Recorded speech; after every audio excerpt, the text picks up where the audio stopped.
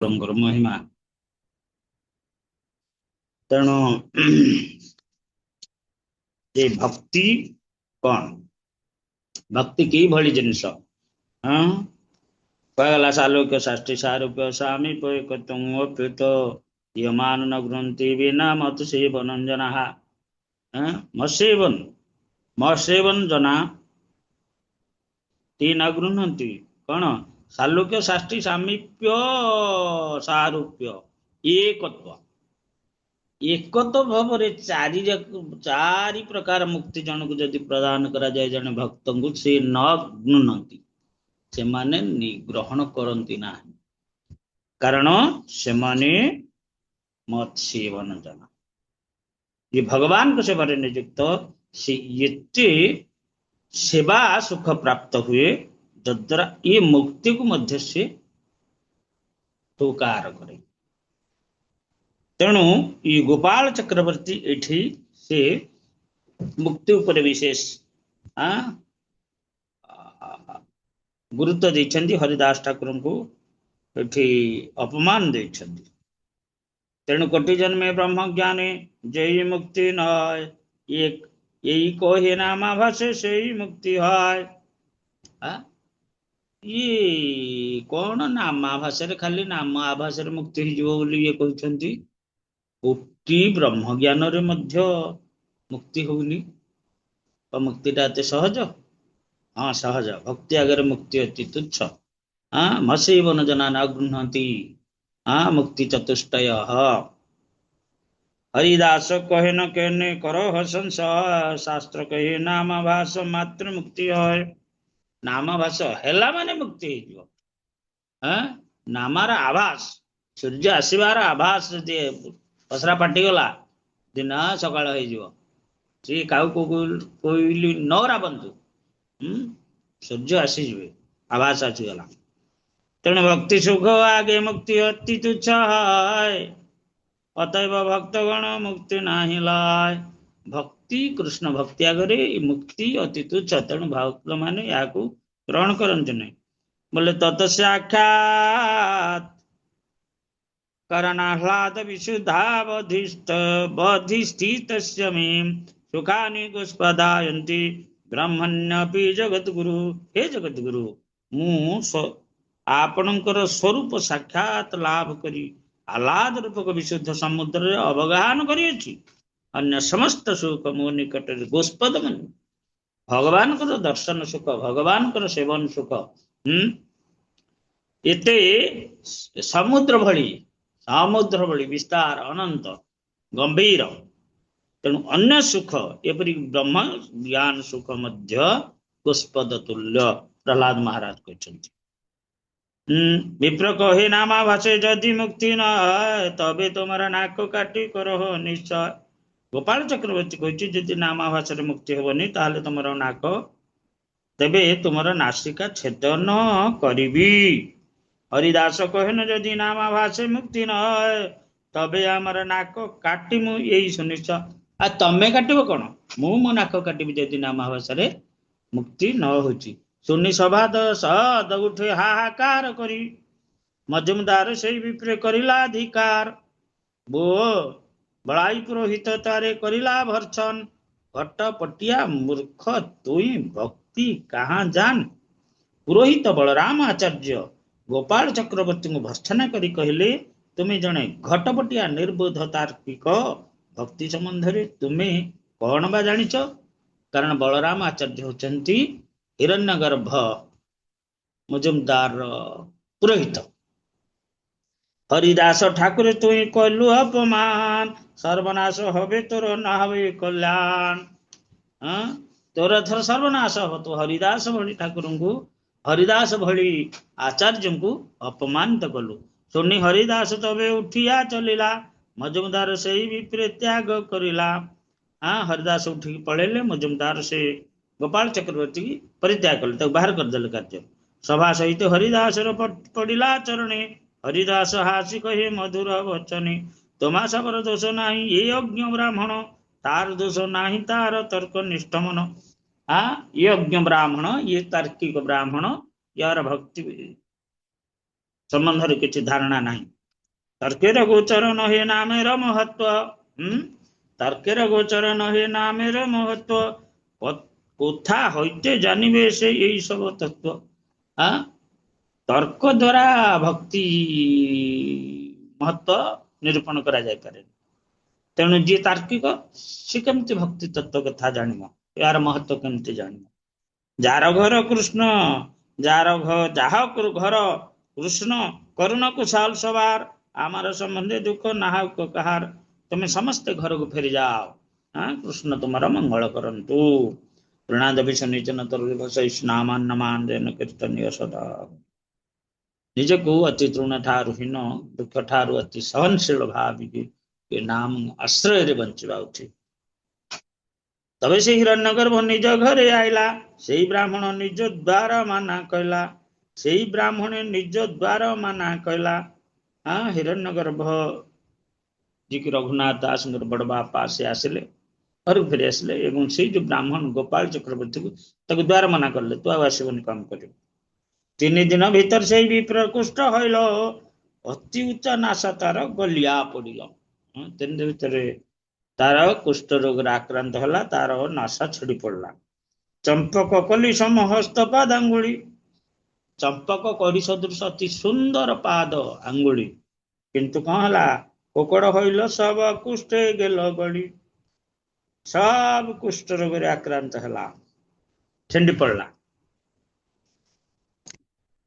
ওই দেখি আশ কল লোক হইল চমৎକାର, হরিଦାସ ପ୍ରଶଂସାରେ କହିଲେ ନମସ୍କାର। ତେଣୁ ହରିଦାସ ଭଳି ଆଚାର୍ଯ୍ୟଙ୍କୁ, ନାମାଚାର୍ଯ୍ୟଙ୍କୁ ଯିଏ ଅପମାନ କରିଛି, ଏବଂ ବିଶେଷ ଭାବେ ହରିଦାସ ତାଙ୍କ କଥା କହୁନଥିଲେ, କୃଷ୍ଣ ଭକ୍ତି ନାମର ମହାତ୍ମା କହୁଥିଲେ। ନାମ ଭାଷରେ କିଭଳି ନାମର ଆଭାସରେ ମଧ୍ୟ ଲୋକ ମୁକ୍ତ ହେଇଯାଏ। ତେଣୁ ଯଦ୍ୟପି ହରିଦାସ ବିପ୍ର ଦୋଷ ନା ଲଇଲା, ତଥାପି ଈଶ୍ୱର ତାରେ ଫଳ ଭୁଞ୍ଜାଇଲା। ଭଗବାନ ତଥାପି ତାକୁ ଫଳ, ହରିଦାସ ତାଙ୍କର ଦୋଷ ନ ଧରିଲେ ମଧ୍ୟ କଣ ହେଲା ନା ଭଗବାନ ତାର ଫଳ ତାଙ୍କୁ ଭୁଞ୍ଜାଇଲେ। କାରଣ ବୈଷ୍ଣବ ଅପରାଧ କଲେ ଭଗବାନ ସାଙ୍ଗେ ସାଙ୍ଗେ ଫଳ ଦେବେ, କୁଫଳ ଭଗବାନ ସାଙ୍ଗେ ସାଙ୍ଗେ ଦେଇଦେବେ। ତେଣୁ ଭକ୍ତି ସ୍ୱଭାବ ଅଜ୍ଞ ଦୋଷ କ୍ଷମା କରି, ଭକ୍ତ ସ୍ୱଭାବ ଅଜ୍ଞ ଦୋଷ କ୍ଷମା କରି, କୃଷ୍ଣ ସ୍ୱଭାବ ଭକ୍ତ ନିନ୍ଦା ସହିତ ନ ପରି। ଭକ୍ତର ସ୍ୱରୂପ କଣ ନା ଅଜ୍ଞର ଦୋଷ କ୍ଷମା କରିବ। ସେ କାରୁଣିକ ସର୍ବଦେହିନା ବୋଲି କୁହାଯାଇଛି, ସମସ୍ତ ଜୀବ ପ୍ରତି ସେ କାରୁଣିକ, ତେଣୁ ସେ ସମସ୍ତଙ୍କୁ କ୍ଷମା କରିଦେବ, କିନ୍ତୁ ଭଗବାନ କ୍ଷମା କରିବେନି। ବୈଷ୍ଣବ ଅପରାଧରେ ଭଗବାନ କ୍ଷମା କରିବେନି, ମନେ ରଖିବେ। ତେଣୁ କୃଷ୍ଣର ସ୍ୱଭାବ ଭକ୍ତ ନିନ୍ଦା ସହିବେ ନା ପାରେ, ସହିତେ ନା ପାରେ। ତେବେ ଶ୍ରୀ ଚୈତନ୍ୟ ମହାପ୍ରଭୁଙ୍କ ଭାଷାରେ ତୃଣାଦେବୀ ସନେଚନ ତରୁଷନାମାନ କୀର୍ତ୍ତନୀୟ ସଦା ହରି।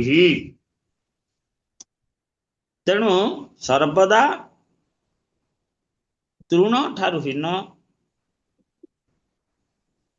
ଏବଂ ବୃକ୍ଷ ପରି ସହିଷ୍ଣୁ ହୋଇ ସମସ୍ତଙ୍କୁ ସମ୍ମାନ ଦେବ, ସମ୍ମାନ ଆଶା ନ କରି ଏଭଳି ଭକ୍ତିରେ ଚିତ୍ତ ସ୍ଥିର କରିବା ଉଚିତ। ତେଣୁ ବିପ୍ରର କୁଷ୍ଠ ଶୁଣି ହରିଦାସ ମନେ ଦୁଃଖୀ ହଇଲା, ବଳାଇ ପୁରୋହିତେ କହି ଶାନ୍ତିପୁର ଆଇଲା। ତେବେ ଗୋପାଳ ଚକ୍ରବର୍ତ୍ତୀ କୁଷ୍ଠ ହେବା ଶୁଣି ହରିଦାସ ଠାକୁର ବଡ ଦୁଃଖ ପ୍ରକାଶ କଲେ। ଏହିପରି ଭାବରେ ହିରଣ୍ୟ ମଜୁମଦାର କୁଳ ପୁରୋହିତ ବଳ ରାମ ଆଚାର୍ଯ୍ୟଙ୍କୁ ଜଣାଇ ଶାନ୍ତିପୁରରେ ଥିବା ଅଦ୍ୱୈତ ଆଚାର୍ଯ୍ୟଙ୍କ ଗୃହକୁ ଯାତ୍ରା କଲେ। ଅଦ୍ୱୈତ ମିଳିଆ କହିଲା ଦଣ୍ଡବତ ପ୍ରଣାମ, ଅଦ୍ୱୈତ ଆଲିଙ୍ଗନ କରି କରିଲା ସମ୍ମାନ। ଇଏ ଦୁହେଁ କେମିତି ପରିଚିତ ହେଲେ? ଅଦ୍ୱୈତ ଆଚାର୍ଯ୍ୟ ଏବଂ ହରିଦାସ ଠାକୁର ଇଏ କେମିତି ପରିଚିତ ହେଲେ? ଇଏ ହଉଛନ୍ତି ଦୁଇ ପ୍ରଭୁଙ୍କର ଏକ ଶିଷ୍ୟ, ଦୁଇ ଗୁରୁଙ୍କର ଏକ ଶିଷ୍ୟ। ସେ ଗୁରୁ କିଏ? ସେ ଅଦ୍ୱୈତ ଆଚାର୍ଯ୍ୟଙ୍କର ଗୁରୁ।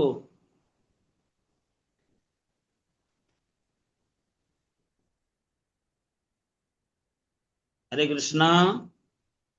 ଅଦ୍ୱୈତ ଆଚାର୍ଯ୍ୟଙ୍କର ଗୁରୁ କିଏ? ଈଶ୍ୱର ଚନ୍ଦ୍ରପୁରୀ। ନା, ହରେ କୃଷ୍ଣ ପ୍ରଭୁଜୀ ପ୍ରଣାମ। ମାଧବେନ୍ଦ୍ରପୁରୀ। ସରି। ତେବେ ବିପ୍ର, ଆଚ୍ଛା, ତେବେ ଆଚାର୍ଯ୍ୟ ମିଳିଆ କହିଲା ଦଣ୍ଡବତ ପ୍ରଣାମ, ଅଦ୍ୱୈତ ଆଲିଙ୍ଗନ କରିଲା ସମ୍ମାନ ଗଙ୍ଗା ତୀରେ ଗୁମ୍ଫା କରି ନିର୍ଜନତାରେ ଦିଲା ଭାଗବତ ଗୀତାର ଭକ୍ତି ଅର୍ଥ ଶୁଣାଇଲା ଭାଗବତ ଏବଂ ଗୀତାର ଭକ୍ତି ଅର୍ଥ ଶୁଣାଇଲେ ଏବଂ ଗଙ୍ଗା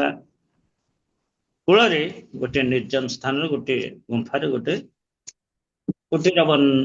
ନିର୍ମାଣ କରି ସେଇଠି ସେ ଭଜନ କଲେ। ତେବେ ଆଚାର୍ଯ୍ୟ ଘରେ ନିତ୍ୟ ଭିକ୍ଷା ନିର୍ବାହନ ଦୁଇ ଜଣ ମିଳି କୃଷ୍ଣ କଥା ଆସ୍ୱାଦନ ଆଚାର୍ଯ୍ୟଙ୍କ ଘରେ ପ୍ରତିଦିନ ଇଷ୍ଟ ଗୋଷ୍ଠୀ ହୁଏ କୃଷ୍ଣ କଥା ଆଲୋଚନା ହୁଏ ଆଉ ଭିକ୍ଷା ନିର୍ବାହନ କରନ୍ତି। ହରିଦାସ କହେ ଗୋସାଇଁ କରି ନିବେଦନ ମୋରେ ପ୍ରତଃ ଅନ୍ନ ଦେହ କୌନ ପ୍ରୟୋଜନ। ହରିଦାସ ଠାକୁର କହିଲେ ଆଚାର୍ଯ୍ୟ ଆପଣ ପ୍ରତିଦିନ କୋଉ ଉଦ୍ଦେଶ୍ୟରେ ମତେ ପ୍ରସାଦ ମୋ ପାଇଁ ପଠାଉଛନ୍ତି। ମହାବିପ୍ର ଏଥା କୁଲିନ ସମାଜ ଏ ନିଚେ ଆଦର କର ନା ବାସ ଭୟ ଲାଜ। ମୁଁ ଜଣେ ନିଚ ଲୋକ ମତେ ଆଦର କରୁଛ ସମାଜରେ ନିନ୍ଦିତ ହବନି ତ। অলৌকিক আচার্য তোমার কহিতে পাই ভয় সেই কৃপা করিবা যাতে মোর রক্ষা হয়। অলৌকিক আচার তোমার কহিতে পাই ভয় সেই কৃপা করিবা যাতে মোর রক্ষা হয়। ତେଣୁ ହରିଦାସ ଠାକୁର କହୁଛନ୍ତି ଯେ ଅଲୌକିକ ଆଚାର୍ଯ୍ୟ ଆପଣଙ୍କୁ ତେଣୁ ଯାହାକି ବର୍ଣ୍ଣନାତୀତ ସେଇ କୃପା କରିବା ଯାতে ମୋର ରକ୍ଷା হয়। ତେଣୁ ଆପଣ ମୋତେ କୃପା କରନ୍ତୁ। ହେ ପ୍ରଭୁ ଆପଣ ଅସାଧାରଣ ଗୁଣ ସମ୍ପନ୍ନ ଅଟନ୍ତି ବେଳେ ବେଳେ ମୋତେ ଆପଣଙ୍କ ସହିତ ବାର୍ତ୍ତାଳାପ କରିବାକୁ ଭୟ ଲାଗେ ମୋତେ ଆପଣ କୃପା କରନ୍ତୁ ଯେପରି ମୋର ସାମାଜିକ ଭୟ ଦୂର ହେଇଯିବ। ଯେତେବେଳେ ହରିଦାସ ଠାକୁର ଅଦ୍ୱୈତ ଆଚାର୍ଯ୍ୟଙ୍କ ତତ୍ତ୍ୱାବଧାନରେ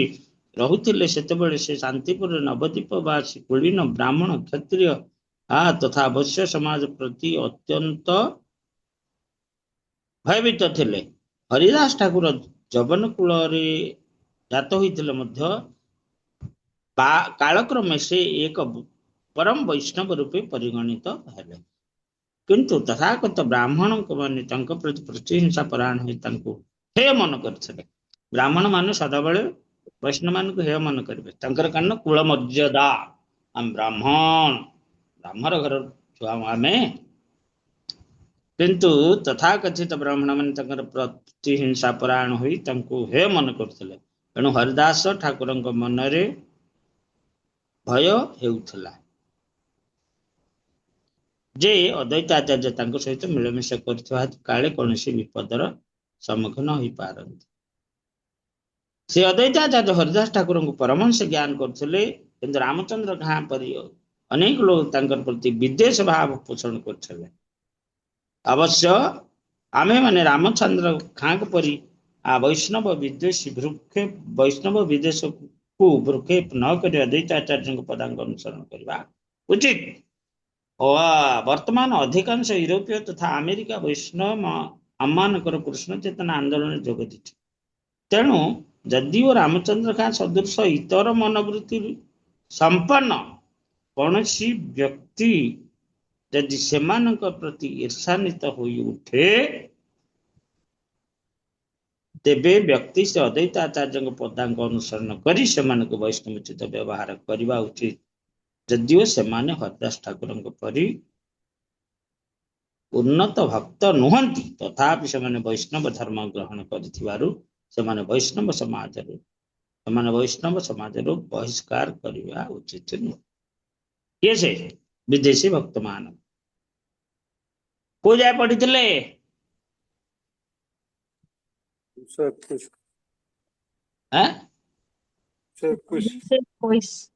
121। ତେବେ আচার্য কহিনে তুমি না করি হো ভয় সেই আচরিব যেই তোমার শাস্ତ୍ର মত হয়। ତା ପୂର୍ବରୁ ଯେ ଅଲୌକିକ ଆଚାର ତମର କହିତେ ପାଇ ଭୟ ସେଇ କୃପା କରିବା ଯାତେ ମୋର ରକ୍ଷା হয়। ତେବେ अद्वैताचार्य एक कथा कहउछंती हे प्रभु आपण असाधारण गुण संपन्न अटंती बेले बेले मते आपण सहित वार्तालाप करिया पाइला मते आपणकर कृपा परंतु जेपरि मोर सामाजिक भय दूर है तेणु यही कथा एठे कहछंती माहि व्यपाश्रित्य सोपि शिव पा जेपि शिव पाप जनय स्त्रीवश्य तथा शूद्र ते अपि जानती परांगति जे भगवान को भजन करिवो से कोठी जीव परागति प्राप्त हेब जन्म मृत्यु चक्र रु उद्धार पाइजिव तेणु एठी कहा जाइछि अपि चेत शूद्राचार भजते मां अनन भाग साधुरेव समन्तव्य समय व्यवस्थित हिसा सुखदेव गोस्वामी कहले किरात हुणांद्र पुलिंद पुलक्षा आभिर कंका एटा शुंभा अर्थात कंका आभिर कंका जमुना खसा देह जे अन्य च पापा जद अपासरासुराः शुद्धंती तस्मै प्रभ विष्णवे नमः केवल जवन खसा एमाने नुहंती एपरिक सेमानक ठारू अति हीन नीच वर्णर व्यक्ति मध्य कृष्ण द्वारा अधिकार प्राप्त भक्त और वैष्णव को कृपा बल शुद्ध हो पारे अद्वैत आचार्य शास्त्र संबंध उपर दृढ़ खूब दृढ़ थिले तेणु से तथागत सामाजिक प्रथा भ्रुक्षेप करुनथिले कृष्ण चेतना आंदोलन एक सांस्कृतिक आंदोलन अटे ताहा तथागत सामाजिक प्रथा को खातिर करे नहीं आंभे माने श्री चैतन्य महाप्रभु तथा अद्वैत आचार्य पदांक अनुसरण करी पृथ्वीर जेकोसी प्रांतर भक्त ग्रहण करि पारिबु एवं से वैष्णव धर्म नीति आचरण करी योग्य हेबा मात्रे तांको एक ब्राह्मण रूपे स्वीकार करबा एबे ए जाय पढ़िथिले वर्तमान आमे भक्तिर महिमा जानले आ अद्वैत आचार्य कथा टिके आलोचना करिवा अद्वैत आचार्य किए से अद्वैत आचार्य किए से पंचतत्व भितर हरे कृष्ण प्रभु जी महाविष्णु महाविष्णु महाविष्णु जगत कर्ता मायया यः सृज्यदः तस्यावतार एवाय अद्वैत आचार्य ईश्वर ये समस्त ब्रह्मांड को सृष्टि करुथिबा महाविष्णुकर अवतार हेले अद्वैत आचार्य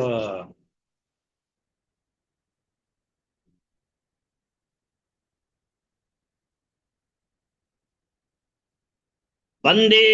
तम श्रीमद्वैताचार्यं अद्भुतचेष्टितं जस्य प्रसादात् अज्ञोऽपि तत्स्वरूपं निरूपेत अद्वैताचार्य बड़ कृपामय जहां को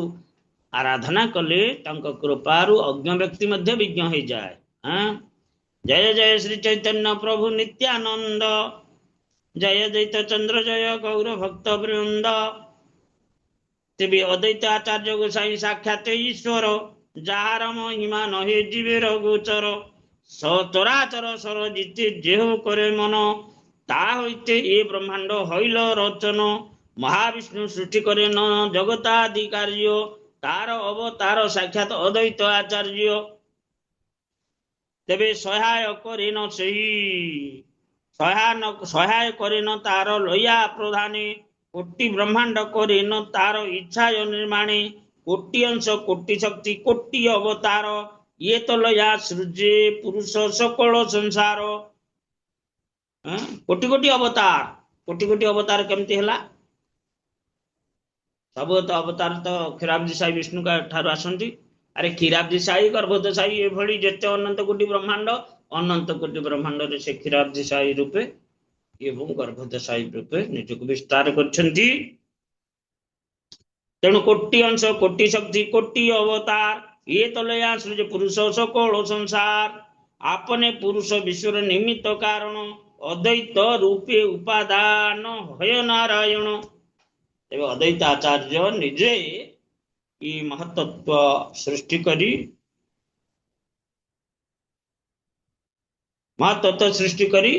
कौन कले ना ब्रह्मांड सब सृष्टि करछंती तेवे तेणु तांको उपादान जेहेतु महत्त्व से प्रकट करछंती तांकर काल शक्ति द्वारा तेणु तांको कहा जाए ये कौन ना उपादान हय नारायण अद्वैत रूपे उपादान तेबे ब्रह्मांडर उपादान किए से महाविष्णु पंच जो महतत्व 24 तत्व तांकठु आछि 25 तत्व तांकठु आछि तो एटा कोडू पढ़ुछंदी आ एटा जो कोडू पढ़ुछंदी एटा एटा पढ़ा होछि अद्वैत आदि लीला अद्वैत आचार्यंकर तत्व अद्वैत आचार्यंक तत्व जो अछि आदि लीला रे महाप्रभुंक तत्व नित्यानंद तत्व अद्वैत आचार्यंक तत्व हरे कृष्ण प्रभु जी अद्वैत आचार्यंकर केमती ताले माधवाचार्य हेले गुरु हेले से तो महाविष्णु अद्वैत आचार्य महाविष्णु पुणी हम्म। तांकर महाविष्णुंकर पुणी गुरु माधवाचार्य केमती कृष्ण आसिले कृष्ण तो सकल सृष्टि करछंती सांदीपनि मुनि तांकर गुरु हेले केमती देवकी तांकर मां हेले केमती वसुदेव तांकर पिता हेले केमती एटा केमती हेले से पुरा से अवतार ना अवतार अवतार से अवतार नहीं कि आछंती भक्त अवतार तेणु ए जगत को आसला माने परंपरा होची गुरु आश्रित आश्रय करवा गुरु आश्रय न कले गुरु आश्रय करवा परंपरा जो माने गुरु आश्रय न करिवे तांको परंपरा आचार्य कहा जाए नाही तबे कौन तांकर कार्य ना ईश्वर अंग अंश चिदानंदमय ईश्वरेर अंश चिदानंदमय मायार संबंध नहीं यही श्लोक कहो अंश ना कहिया के न कहे तार अंग अंश होते अंग जाते हय अंतरंग महाविष्णुर अंश अद्वैत गुण धाम ईश्वर वेद होते अद्वैत पूर्ण नाम पूर्वे जैसे कहल सर्व विश्वर सृजन अवतरी कहल एवं भक्ति प्रचारण महाविष्णु रूप में ब्रह्मांड गुड़िक सृष्टि करिसेंती समस्त तत्व को सृष्टि करिसेंती महाविष्णु कौन करिसेंती समस्त ब्रह्मांड को सृष्टि करिसेंती आउ कौन करिसेंती आउ कौन करुछंती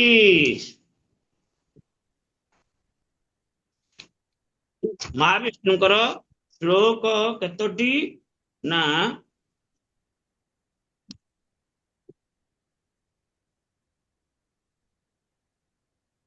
तीन चारोटी महाविष्णु को संबंध रे ब्रह्म संहितार अछि एक सौर चैतु जगदंड कोटि जशक्तिरस्ति जगदंड चयादंत अंडांतरस्थ परमाणु चयांतरस्थ गोविंदम आदि पुरुषं तमहं भजामि एक सौर चैतु जगत अंड कोटि कोटि कोटि ब्रह्मांड से सृष्टि करचंती एक ही पुनर्वार कोटि कहले ना बोले जह कारणार्णव जड़े भजति स्म जोग निद्रा जगदंड सर्वम गुबह आधार शक्ति अवलंब परास मूर्ति गोविंदम आदि पुरुषं तमहं भजामि जे कारणार्णव जड़े जोग निद्रा जाइए अनंत कोटि ब्रह्मांड सृष्टि करी निज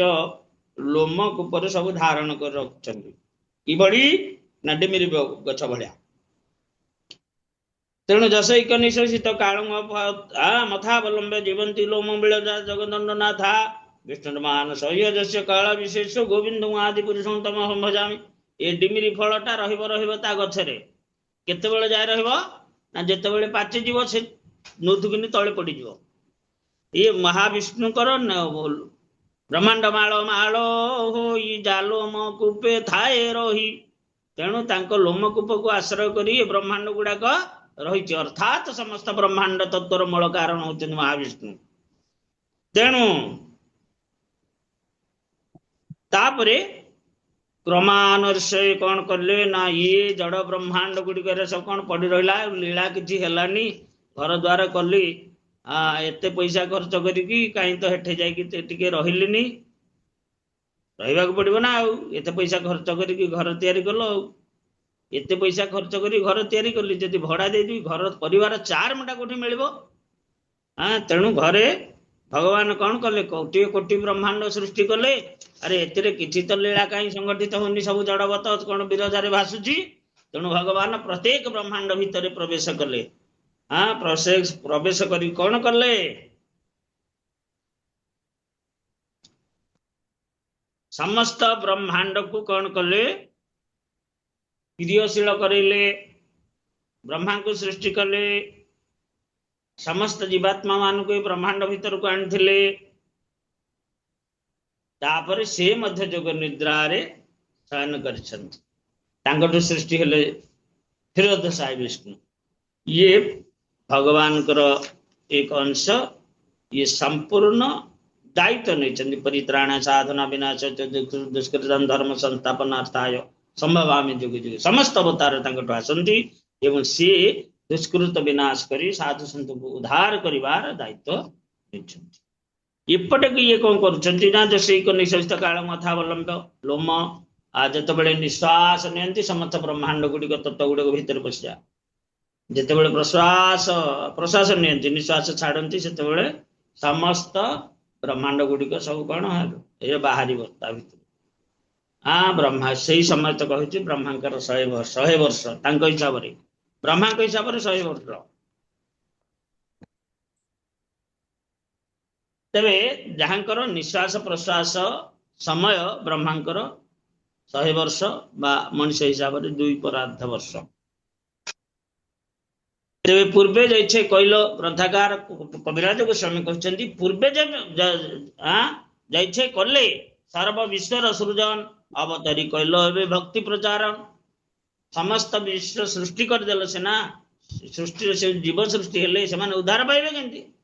तेणु भक्ति प्रचार कले तेणु अवतरी एबे करो भक्ति प्रवर्तन जीव निस्तारिल कृष्ण भक्ति करिदान गीता भागवत कहल भक्तिर गीता भागवत कहल भक्तिर व्याख्यान भक्ति उपदेश बिनु नाही तार कार्य अतएव नाम हईल अद्वैत आचार्य वैष्णवेर गुरु तिहो जगतिर आर्य दुई नाम मिलन हईल अद्वैत आचार्य कृष्णदास हो जीव उपदेश करे सेई अभिमान सुखी आपने पास आपना पास रे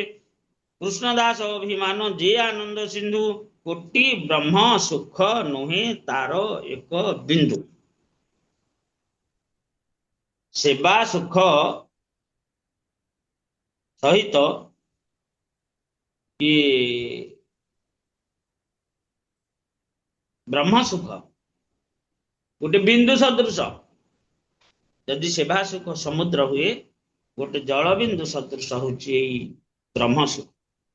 यही मत गाए नाचे करी अट्टहास लोके उपदेश उपदेश हव चैतन्य दास ये सदा सर्वदा से नर्तन करती क्रंदन करती एवं जीव मान को उपदेश दियंती तुम्हें चैतन्य दास हुओ ये अद्वैताचार्य महिमा ये जुगरे से आसचंती केवल आमको कृष्ण प्रेम प्रदान करने निमित्त एवं हाँ ये कहगला पुणी कौन ना जार तुलसी जले जार हुंकारे सगुण सहित चैतन्य अवतरे जार द्वारा कहल प्रभु कीर्तन प्रचार जार द्वारा कहल प्रभु जगत निस्तार आचार्य गोसाई गुण महिमा अपार जीव कीट कोथाय पाई बेक तार पार आम साधारण जीव अद्वैत आचार्य केते महान आम जापर नहीं आचार्य गोसाई चैतन्य मुख्य अंग आर एक अंग तार प्रभु नित्यानंद प्रभु रूपांग श्रीवासादि भक्त गण हस्त मुख नेत्र अंग चक्रादि अस्त्र सम ये सब लैया चैतन्य प्रभुर विहार ये सब लैया करे न वांछित प्रकार माधवेन्द्रपुर माधवेन्द्रपुर शिष्य ज्ञाने आचार्य गोसाई रे प्रभु गुरु करिमा जेहेतु माधवेन्द्रपुरी शिष्य तेणु अद्वैत आचार्य को गुरु बोले मानंद किए से महाप्रभु महाप्रभु गुरु किए महाप्रभु गुरु के ईश्वरपुरी तेणु ईश्वरपुरी अद्वैत आचार्य गुरु भाई तेणु अद्वैत आचार्य को गुरु भावे महाप्रभु सम्मान करती मुई जे चैतन्य दास आर नित्यानंद दास भाव समन होए अन्यत्र आनंद नित्यानंद महाप्रभु आ मु ये दुई जन आमे महाप्रभुंकर नित्य दास टू एभଳି भावरे अद्वैताचार्य को महिमा हाँ जार तुलसी दल जी प्रदान कर चैतन्य महाप्रभु को गोलकरू टाणी आनी अद्वैताचार्य हाँ हरे कृष्ण प्रभु जी जो ज्वाई कहार किए ज्वाई कहले टिके कहते कार के ज्वाई ना कौन कहले जो अद्वैत आचार्य ईश्वरपुरी अद्वैत आचार्य भितर तो कौन समुदाय तो हेले तांकर दीक्षा गुरु चैतन्य महाप्रभुंकर जानली जे आ सेटा गोटे कौन कहले टिके जानि परिबे के बुझिचंती कहबे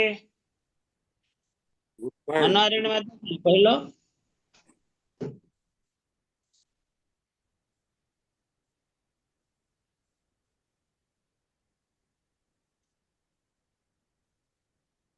माधवेंद्र पुरी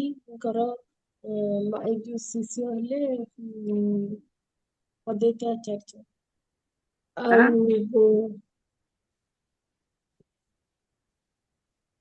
चैतन्य महाप्रभुंकर गुरु हेले ईश्वरपुरी तो से माने गुरु भाई ईश्वरपुरींकर गुरु चैतन्य महाप्रभु ईश्वरपुरींकर गुरु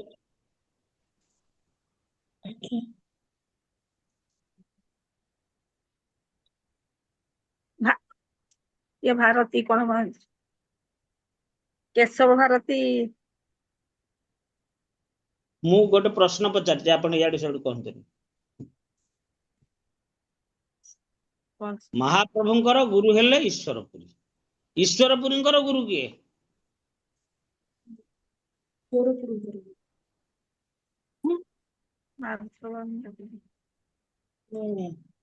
ईश्वरपुरींकर गुरु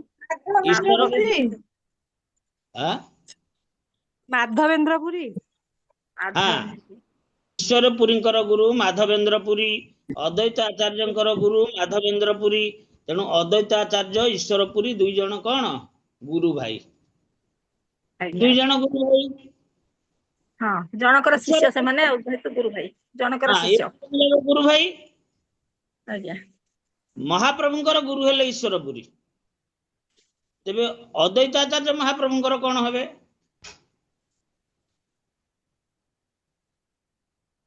आज्ञा बड़ जो गुरु भाई बड़ गुरु भाई ना काका गुरु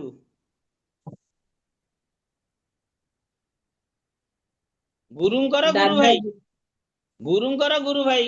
शिष्यर काका गुरु हेबे जमती आमे में हेलो भक्तिचार स्वामी महाराज कर शिष्य श्री श्रीमद गौर गोविंद स्वामी महाराज हंतु बा राधा गोविंद स्वामी महाराज हंतु बा भक्ति स्वरूप दामोदर गोस्वामी महाराज आमर कौन हबे सब से गुरु काका गुरु बोले आमे सब कहले किंतु गुरु तो गुरुंकर गुरु भाई समान हाँ गुरुंकर गॉड ब्रदर तेणु ठीक से भली अद्वैताचार्य जेहेतु शांतिपुर रे महाप्रभुंक निकट रे रहुतले तेणु अद्वैताचार्य महाप्रभुंकर एक अंग संकीर्तन आंदोलन एक अंग हेले मध्य महाप्रभु कौन करती ना तांको गुरु जेहेतु से बयस रे एक वृद्ध गुरुंकर गुरु भरता तेणु एवं अद्वैताचार्य निकट रे मध्य महाप्रभु पाठ पढ़ी किसी दिन से जो तांको गुरु भावे मानती कथा बुझिपारे आज्ञा हाँ तेणु अद्वैत आचार्य आसते जगत को भक्ति प्रचार करने निमित्त हाँ जिते ब्राह्मण माने जेहेतु जी महाविष्णु समस्त शास्त्र कौन तांको जाना नहीं तेणु सी कौन करती भक्ति प्रचार करती भक्ति प्रचार करती पुणी से अद्वैताचार्य महाप्रभु को गोलोक धाम रु आनिले ए जगत रे प्रेम प्रेम प्लावित करिया पई ए जगत को किंतु से अद्वैत आचार्य कहले महाप्रभु को कहले समय हे गला आपण अथर बाहुडी आसंतु अद्वैत आचार्य जहां को कथा रे आसीथिले ताहां को कथा रे मध्य चाली गले गोलोक वृंदावन को हला ए भली चैतन्य महाप्रभु को लीला अति गंभीर लीला भगवत गीता भागवत ऊपर जार किसी धारणा थो दक्षता थो आ जे माने विशेष भाव शुद्ध नाम जप कर से माने महाप्रभु को लीला बुझा सक्षम हेबे हला अन्य माने नुहंती। हरे कृष्ण। जय श्रील प्रभुपाद की जय। पुस्तक गौर भक्त वृंद की जय। निताय गौर प्रेमानंदे हरि हरि बोल। हरे कृष्ण।